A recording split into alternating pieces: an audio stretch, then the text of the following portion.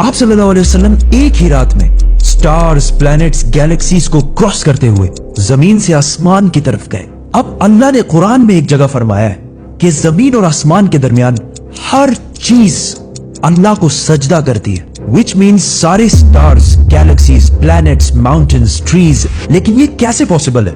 सजदा तो इस तरह होता है। और कभी स्टार्स और प्लैनेट्स को हमारी तरह इबादत करते हुए किसी ने देखा है?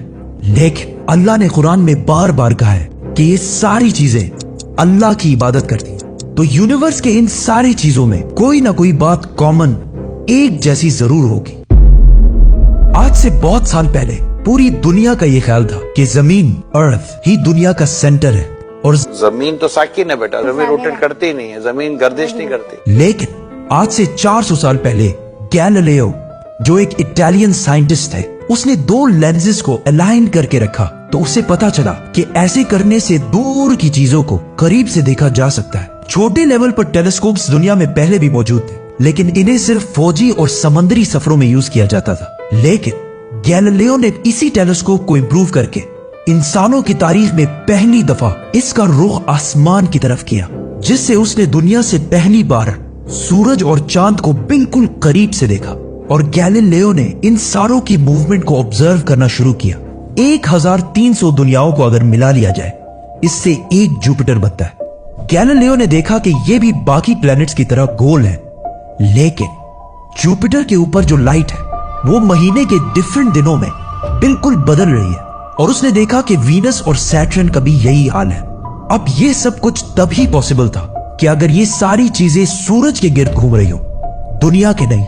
गैलीलियो ने ये बातें पूरी दुनिया को बताई कि यूनिवर्स का सेंटर दुनिया नहीं बल्कि सूरज है। लेकिन इस बात को सुनकर यूरोप के सारे चर्चेस उसके दुश्मन बन गए, क्योंकि उस जमाने के पोप का ये ख्याल था कि जमीन ही यूनिवर्स का सेंटर है। और सिर्फ पोप का नहीं, पूरी दुनिया का ये ख्याल था। जमीन तो साकिन है, जिसकी वजह से गैलीलियो को चर्च से ये सजा मिली कि वो हमेशा के लिए घर में बंद कर दिया जाएगा। लेकिन गैलीलियो ने अपना काम जारी रखा और उसकी इन रिसर्चेस को बाद में पूरी दुनिया ने माना। इवन पोप ने भी गैलीलियो के मरने के 350 साल बाद पूरी दुनिया के सामने उससे माफी मांगी और कहा कि हम गलत थे और आप सही थे। आहिस्ता आहिस्ता हमें पता चला कि जमीन यूनिवर्स का सेंटर नहीं है, बल्कि ये सूरज के गिर्द घूमती है। और सूरज भी कोई इतनी बड़ी चीज नहीं है, बल्कि सूरज तो इसके जैसे अरबों खरबों स्टार्स की तरह मिल्की वे गैलेक्सी का एक छोटा सा हिस्सा है। और ये मिल्की वे गैलेक्सी अरबों स्टार्स से बनी हुई है, और ये सारे बिलियंस ऑफ स्टार्स एक ही सर्कल में घूम रहे हैं। हम तो सूरज के गिर्द घूम रहे हैं, तो सूरज जैसे अरबों खरबों स्टार्स मिलकर किसके गिर्द घूम रहे हैं? Super massive black hole. Have a supermassive black hole at their center. इस ब्लैक होल ने, जो हमारे सूरज से 40 लाख टाइम्स बड़ा है, ने पूरी गैलेक्सी को एक गोल सर्कल में रखा हुआ है। जिस तरह हमारे सूरज ने जमीन, जुपिटर, मार्स, इन सारे प्लैनेट्स को एक सर्कल में रखा हुआ है। लेकिन ये गैलेक्सी भी कोई इतनी बड़ी चीज नहीं है, बल्कि ये लाखों और गैलेक्सीज को मिलाकर एक छोटे से क्लस्टर का एक छोटा सा हिस्सा है। ये लाखों गैलेक्सीज मिलकर एक क्लस्टर बनाते हैं, और ये क्लस्टर भी कोई इतनी बड़ी चीज नहीं है, बल्कि इस जैसे लाखों क्लस्टर्स मिलाकर एक सुपर क्लस्टर बनता है। और ऐसे हजारों सुपर क्लस्टर्स और भी मौजूद है। अब आपने ये नोट किया कि इन सारे स्टार्स, गैलेक्सीज, प्लैनेट्स में एक चीज कॉमन है कि इस पूरे यूनिवर्स में हर चीज किसी न किसी दूसरे ऑब्जेक्ट के गिर्द घूम रही है। और जब रसूलुल्लाह सल्लल्लाहु अलैहि वसल्लम भी आसमानों की तरफ गए तो उन्होंने बैतुल मामूर में फरिश्तों को नमाज पढ़ते हुए नहीं देखा। वो भी किसी चीज के गिर्द घूम रहे थे। लेकिन घूमने का इबादत से क्या ताल्लुक है? अल्लाह ने तो कहा है कि ये सारी चीजें इबादत करती हैं। आपको पता है अल्लाह ने ये बात किस सूरत में कही है?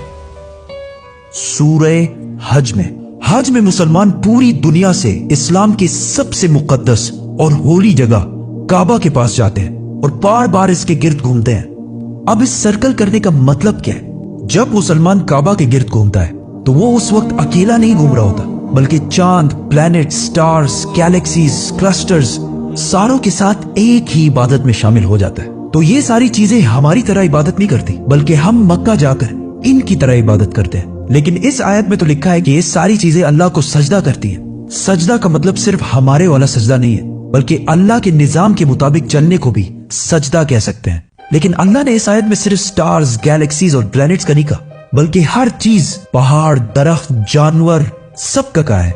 ये तो सर्कल्स में नहीं घूमते।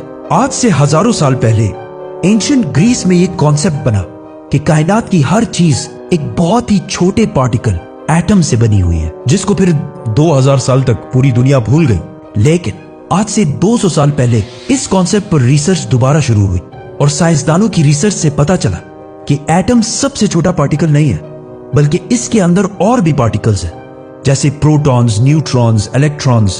प्रोटॉन्स और न्यूट्रॉन्स हमेशा एटम के सेंटर में होते हैं और इलेक्ट्रॉन्स हमेशा इनके गिर्द घूम रहे होते हैं, ऑलमोस्ट बिल्कुल उसी तरह जिस तरह प्लैनेट सूरज के गिर्द घूमते हैं और स्टार्स ब्लैक होल के गिर्द घूमते हैं। जिसका मतलब है कि कायनात की हर चीज चाहते या ना चाहते हुए किसी ना किसी चीज का तवाफ कर रही है। और जब कोई मुसलमान काबा का तवाफ करने जाता है तो वो कायनात की हर छोटी से छोटी चीज, जैसे एटम के अंदर इलेक्ट्रॉन से लेकर कायनात के सबसे बड़े ऑब्जेक्ट्स, प्लैनेट्स, स्टार्स, गैलेक्सीज और इवन बैतुल मामूर में फरिश्तों के साथ एक ही इबादत में शामिल हो जाते हैं।